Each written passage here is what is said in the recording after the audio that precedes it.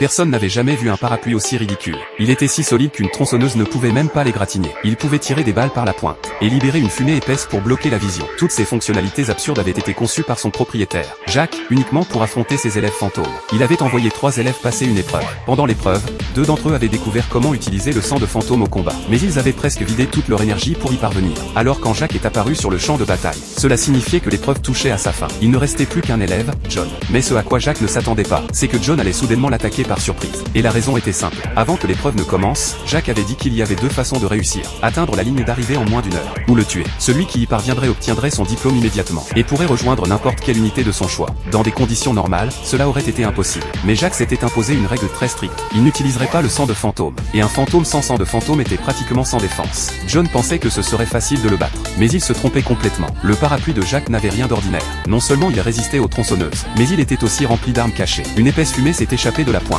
Et John a immédiatement perdu de vue Jacques. Mais il ne s'est pas affolé. Si Jacques voulait frapper, il devait forcément se rapprocher. John n'avait plus qu'à contre-attaquer au bon moment. Mais encore une fois, il se trompait lourdement. Le parapluie de Jacques pouvait aussi tirer des balles. Certes, c'était des balles en caoutchouc prévues pour l'entraînement. Mais il les visait avec précision sur le bras droit blessé de John. Et même des balles en caoutchouc, ça fait un mal de chien. Ce que Jacques n'avait pas prévu, en revanche, c'est que le sang de fantôme de John ne servait pas qu'au combat rapproché. Il pouvait aussi se battre à distance. Cela a pris Jacques par surprise. Il n'avait pas anticipé un tel talent. Mais malgré tout, tout se déroulait encore exactement comme Jacques l'avait prévu.